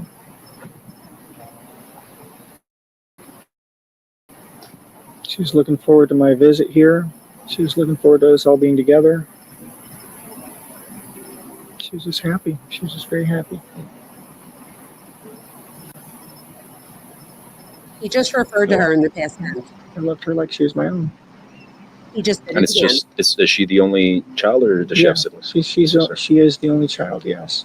Do you have any kids with anyone else, or No. So she's kind of. Is what we call me. So you'd say you guys have a pretty good relationship. Yeah, definitely have a very strong bond. Just dating. But, I'm the person she goes to when her mom gets in a fight with her and she needs someone to comfort her, and like I'm that person for her. That makes me sad. How's her relationship with mom? Good most of the time. Puberty not long ago, so she's getting the PMS mood swings, and when her mom gets them too, they butt heads, and so as well as you can expect. But otherwise, very loving. Very loving. He just told her there that This girl knows nothing but love here in this house. She hardly ever hears the word no. Double-edged sword that is. oh my How god. is she in school? So-so. She's so-so in school. Like grade-wise, She's or doing a lot behavior-wise? better, though. Apparently, she just made Student of the Week. Oh, nice. Okay. Yeah, so we're very proud of her. She's doing singing, choir, and she's sounding just amazing. She sang for me last night, and I immediately wanted to show her the movie Sister Act because of the choir singing. It was so pretty. It reminded me. I told her I was very proud of her. Does she have does she like video games, anything like that? She does like video games. Yeah, she plays Roblox, Minecraft. I think those are the two big ones that I know of. Okay. You don't know if her to like ever have any friends on there that she talks to, anything She like that? does. She does group chats. She does like voice chatting too on it. Usually with like her cousins or her friends, and they'll all be playing Roblox or something, and, yelling at each other on the phone.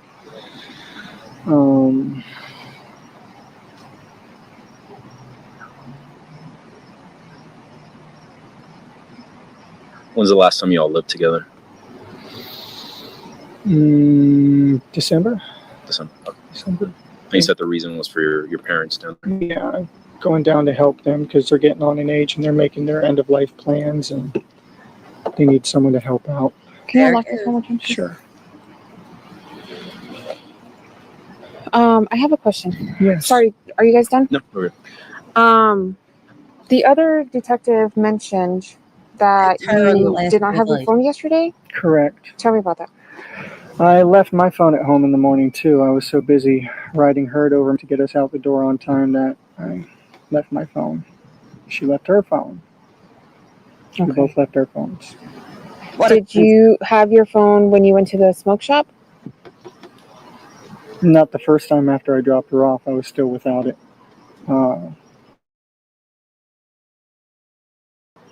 I got my phone and went back to the. And then I also noticed, I was checking your call history. I noticed that you don't have anything before this morning. Is that unusual on your phone? No, it's a new phone. Stupid. I went to do an update yesterday morning, and I don't know what the fuck. Pardon me. I don't know what the heck I did, but somehow during the massive OS update, I managed to factory reset my phone and lose all of my contacts, all my information. What time was that? Do you remember? Oh, sometime while I was hanging out, I looked at her and said, what did I just do? Okay. She might know better. I don't know what time it was. It was when I was here with. Take notice, he did it when you were there with Jen. So that he had. I don't think I have any other questions. Do you, Louis? I don't know where my head was yesterday. It was so far up my backside. That's okay. We understand. In the meantime, while we're waiting for all this to get sorted out, I am going to hold on to your phone, okay? I'll give it back to you when we're done. Okay. Okay? Do you have any questions for us? How long are you gonna need my phone? I'm not sure. I'm waiting for my supervisor to call me. My dad. It's just my dad's using that to get a hold of me and get updates. They can call Jen's phone. Okay. Did the other Is that detective give okay? you his business card?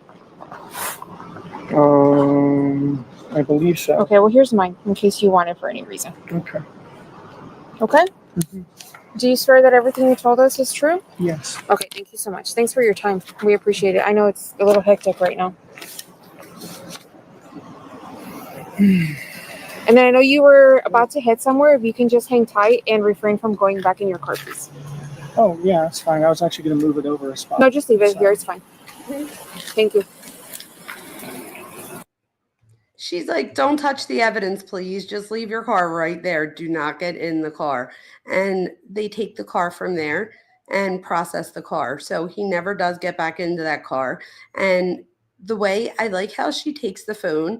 So instead of saying like, can we please like have your phone or whatever, she's like, and we're going to keep your phone until my sergeant does something with it. Like at that point, he could have been like, no, give me my phone back. Like, I want to, like, what are you doing? I want to, so there's many things he could do, but I love that she gains control of the conversation.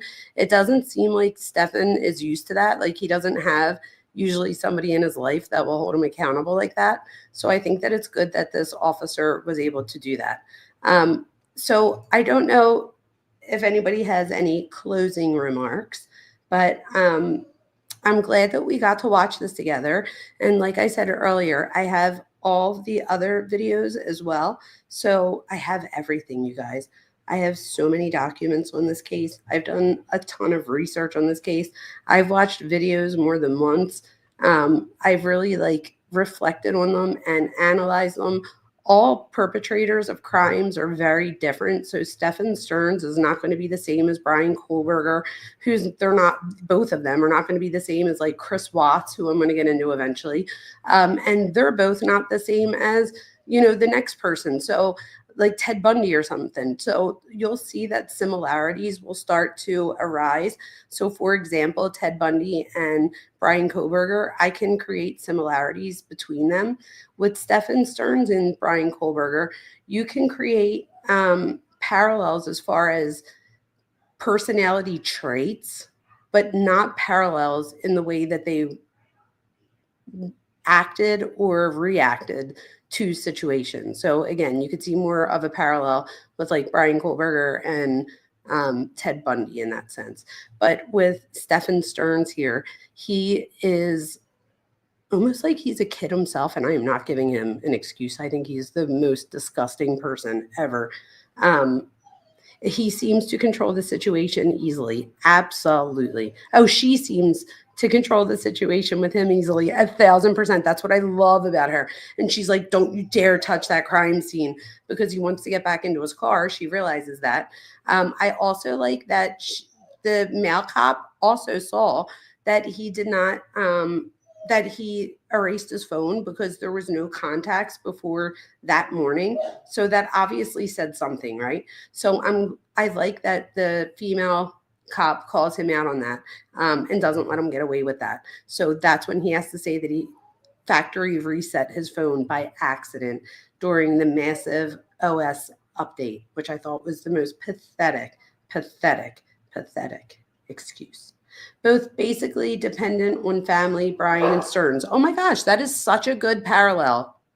Good job, PKC. If we were in class, you would have just gotten extra credit points for that. I'm being dead serious, because you're right. It didn't occur. I never even had thought about it in that way. But Bryan, 1,000%. Oh, wow. That was a great parallel, PKC.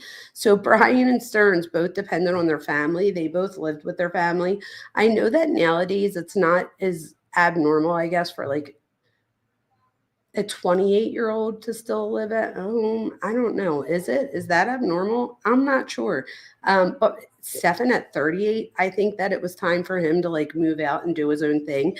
We're going to find out in like the next few lives that I do about this case, we're going to see how when he's living with Jenn for a while, he is out of the house technically, right? So he's living with Jenn. However, he winds up having to pay $600 rent to Jenn's dad, Juan. And guess who pays his rent for him? That's right, his mom and dad. So that's why the dad says in an upcoming interview that we're going to do that he wanted Stephan to come home. It had nothing to do with end of life plans or that they couldn't deal with, things anymore. It literally was because the dad did not want to pay $600 for Stephan to live at Juan's anymore. He says it. So we're going to get into this further. I'm going to definitely continue to do lives about this. Thank you so much for saying that you like the in-depth on Stephan. I want to go even further in depth. We're going to find out, you guys. So let me give you a brief, I guess, like preview of what to expect in the future on Stephan. So we're going to listen to interviews from his friends, which are vetted because his own mother winds up saying, you would have a problem with your 38-year-old needing rent. Exactly. And then you're telling them that they have to move home. His dad does go on to say to the cops, which I thought was a little out of touch. He says that Stephan was working a full-time job at Disney, but that he was only making like $35,000 a year, and that he needed to come home because he needed to at least triple that to be able to live on his own. And I don't know. So I feel like even when Stephan did take a tiny initiative to go work at Disney, which is scary, right? Think about it. He's a pedophile and he's working at Disney. Ew, right? So, and he worked on like the rides where he would buckle your kid in. That's gross, right? So, but even during that time when he tries to move out and live on his own, even though his dad is paying the rent, his mom and dad still have control over him. So it's almost as if he's like away at college because they're fitting the bill for it, right? And then the dad gives him a car. The dad pays for his cell phone. When the cops take his cell phone today, like on this occasion, this night, so at night on this night, the cops wind up telling Jenn and him that they can't go back in the house for 24 hours or until the CIA came in and did they wanted to go up and look in the room and stuff like that. So of course, both of these two ask for their medicine. That's like their main concern. They're like, well, can we go in to get our medicines? And the cops say that they'll go in and get their medicines for them. So they ask them where they are. And I believe they did go in and get them their medicines. However, they also found, big concerns, Rondi. You ready for this one? They found some of the most disgusting things. So there was like a tripod set up, okay? There was that right there. So the fact that he had a tripod set up, that's the one thing with Jenn that I'm kind of like, oh, like if somebody's missing, you didn't go upstairs to like see if there's any clues upstairs that can help you, deduct where your kid could be. I don't know. So that was a little bit concerning. But you're going to see some of the evidence things are just horrifying. I will give you an example. So one of the things that was found in room number 4, which is the room that Stephan stayed in, was something called a fleshlight. So not a flashlight, a fleshlight. I am horrified by some of the things that Maddie probably endured with Stephan. And I believe in the next live we go in, I am going to show pictures that Maddie, so like I feel like she was failed by everyone, including school.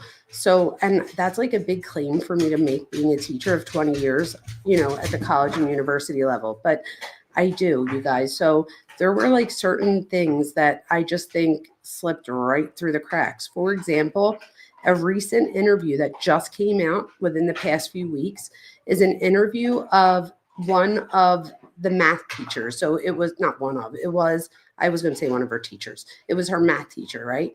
And the math teacher tells the cop at the very end of the interview, the cop asks, is there anything that you wanted to show me or give me, or like, do you have anything of hers here that you can give me? He has something along those lines. And she says, well, like, we still have like her math workbook and stuff. So he says, okay, well, do you mind if I take that? She's like, absolutely. So she's like, I'll get that ready for you, whatever. So they wind up taking it. Well, here, come to find out. And I put it together. Obviously, 2 and 2 puts it together. When you see pi equals, I'm like, oh my God, it was the fucking math book. So in the math book, there's drawings that Maddie made. One of them is of a girl laying down on the bed, but you can't tell that it's like a girl laying down on the bed. All you see is picture like when you're going to the gynecologist and you put your legs in the stirrups. It would be a view of what the gynecologist sees, including the legs. So you see the legs and the pelvis and everything in between. And it looks like there's a penis that's like about to enter. And then in another picture she drew in her math book, she was, or not her, I shouldn't say her, but obviously, the pictures of a man standing there naked, and the girl's naked, and she's kneeling and giving him fellatio. So where, like, nobody's went through their math books. What's the point of keeping the math books there? So at that point, you can't even say that like Jenn missed that. However, you can, because in a little bit of a way, because we're also going to find out that Jenn at one point is a substitute teacher and substitutes for one of Maddie's teachers before. I know, oh my God, I can't, that piece of shit. Exactly. So I don't know, does anybody in here have kids? Do you guys look through your kids' books? I mean, I don't think that parents have to like look at every single thing that their child does, you know what I mean? And especially if the parents are working, and I always try to play devil's advocate, because I try not to be judgy. And I always say there's good news and bad news. The good news is it's not about you. The bad news is it's not about you. So I try to keep that frame of mind. However, nobody saw this little kid's math book. Wait till you guys, I don't even know if I'm allowed to show it on YouTube. I might have to like put it in private chats to everybody and send it that way. I'm not even sure. Maybe I could like show it and blur it out a little bit. You know what I mean?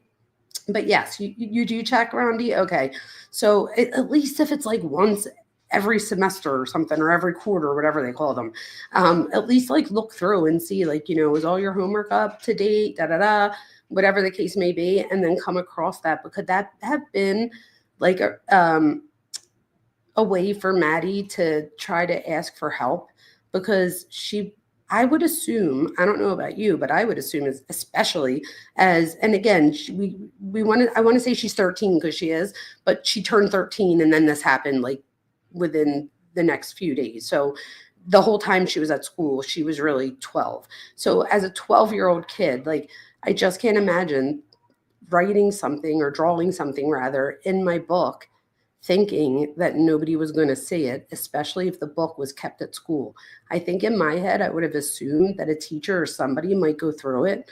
And the fact that, I mean, literally, wait till you guys see, like, there's like a formula, a math formula, and then the picture that looks like the stirrups of a gynecologist office. It's mind-blowing. There's also a letter that he gets caught with writing in jail. He writes a poem, and it's to Maddie. And in the poem, I feel like it's a confession letter. There's also an interview we're going to hear. You guys have no idea. There is so much information. I'll try to get to some of the good things and like the things that I think are going to blow your mind. So maybe for next time, instead of just listening, although I like listening to the entire interview because I think that there's a lot that we can get from it, I could also do lives where I take like the parts of the interview that I feel give us context, you know what I mean? So, and maybe cut out the parts that, although I feel like you get how, like, who they are as people by listening to those other parts too. So we'll see how it goes. We'll see what you guys think. You could always put it in the comments too and let me know what you would rather have, because again, I've listened to all this more than once. I've taken notes. I've done, you know, my job. So I want to make sure that I understand as much as I can about the case before I bring it to you, at least in this case, because that's what I was presenting. So I just want to thank you all again for sticking this out with me tonight. I hope you learned a little bit, especially about, you know, with predators. He was looking for somebody that needed him. And in the moment, Jen's dad leaving and stuff, And I believe they didn't have, like, another roommate had moved out. So they were looking for roommates. And then the dad winds up like just renting the rooms out to people, that they kind of know. So it's like a friend of the sister's friend, like stuff like that. One of the people don't even speak English. So I don't know if Maddie was able to communicate as much. I'm not sure. You don't want to invade their privacy. Yes, when they are 12, you do. 1,000%, right? 1,000%. So we have so much to go over in the future, but I'm going to leave it at that this time. I don't want to do lives where I'm on for like 5 hours, because I don't ever want people to also think that they need to be here. You know what I mean? For like, I feel like you can't hang up because there's only a few of us in here right now. I know eventually this channel will get bigger, and when it does, it's going to be because of you guys. So when I tell you that I will never forget who these first people are that are taking this ride with me, I promise you, I will never forget you guys. Rondi, PKC, Truth, Nina, 12 Gauge, Jeff, like all of you, and anybody I'm forgetting, Leslie, Texas, all of you. I will never forget that you guys were on this ride with me, and I will pay it back. I promise. So thank you guys for staying loyal and coming and staying here the entire time. I feel blessed to have all of you in my life, and I can't wait to continue bringing content and trying to give you, some feedback about what to look for. Because let's be honest, if somebody came home with Stephan Sterns, he doesn't look like, some of the pictures, when you look at them, he doesn't necessarily look like a creep, right? So, and because his mom and dad are middle class, he's not driving a bad car. He has a cell phone, so like I could see how that might get over even on family members that you might introduce this person to.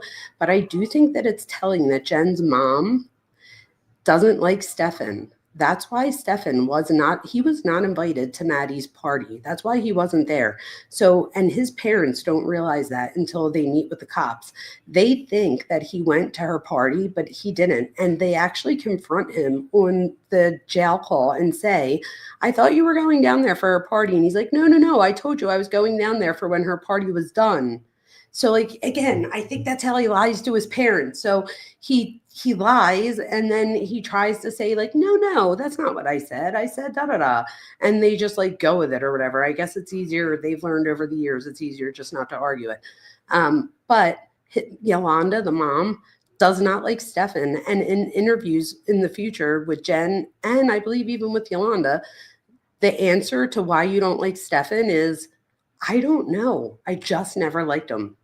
So she clearly felt something, right? That, saw something in Stephan that was concerning. So part of my theory for why Jenn, even subconsciously, where she like wants to believe that Stephan didn't do this, I think a big chunk of this goes back to her mom again. I always talk about the influence of your parents, especially your same-sex parent.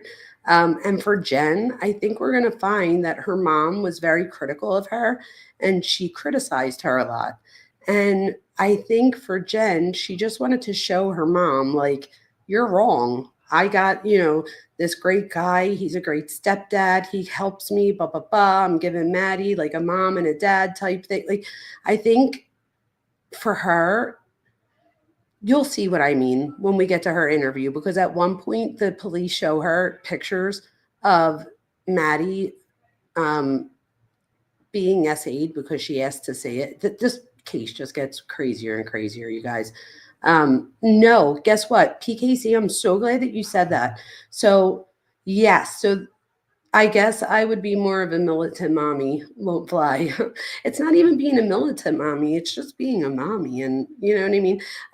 In PKC's opinion, his parents are not totally innocent in this mess. I couldn't agree more, which is why I can't wait to get to. Maybe I'll do their interview next, so that instead of doing another Stephan Sterns video, maybe I'll do his parents next. And that way you guys, or we could all say together, where this came from and how this developed. And I think I mentioned earlier, wait till you see, we hear interviews with the friends of Stephan, and the mom validates for us that these friends are real because she calls them by first name. She's like, and then Craig was on Gray Hughes Investigates and he said blah, blah, blah.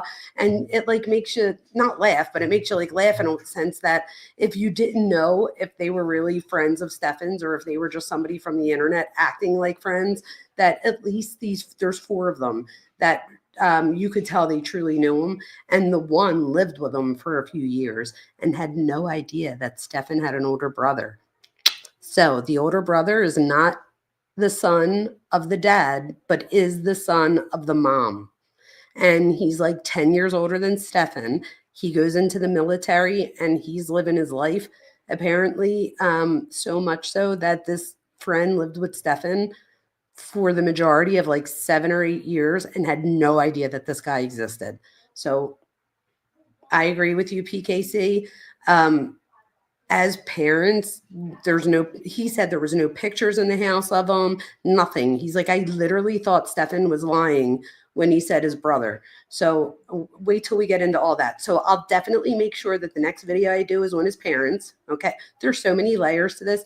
And I feel like if I don't get started soon, we're going to run out of time because the trial for the essay is in February. And then for the death is in September, maybe? September, as Stephan would say. Okay. And February. So, and I'm hoping that it doesn't get pushed back. So I feel like we need to jam all of this information in because February is going to come and go. And then I get nervous too because I'm like, oh no, is the Stephan Sterns and the Brian Kohberger trial going to be happening at the same time? You know, I think they're both like August, or one's August, one's September. I don't know, but they're close. So we'll see what happens. But I definitely want to make sure that we get into, you called into Gray Hughes and I called into a different channel and they all had similar stories involving his mom. See? There you go. So instead of getting the stories from the friends next time, PKC, we're going to hear it right from the mom and dad. I don't know. Have you guys heard the mom and dad's interviews yet?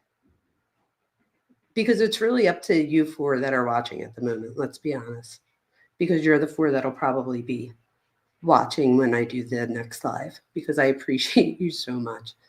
I'm trying to think, maybe I could do, I don't know. I don't want to promise. We'll see. If I get done work early enough tomorrow, maybe, but if not, maybe Wednesday.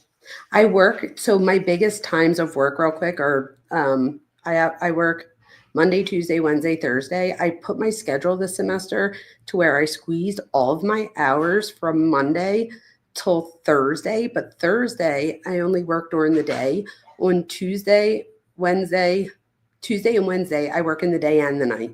So I teach at the college during the day and then the university at night. So, but I will make sure, even if I only do like an hour, we don't have to do a 5-hour live stream. You watch some of the interviews, but not all. Okay, cool. So yes, right. The trials are going to be at the same time. And Rondi hasn't heard them yet. This is perfect. So don't listen to them. I will come back even tomorrow night, maybe. Even like I said, if it's just for an hour and we just listen to the interviews, I'd rather do more lives, you know, that are shorter than give it a minute, Dr. Van, it takes time. Than to, you know, fly through it. But just know that from Thursday at like, what time do I get done? I teach from like 1:15 to 3:45.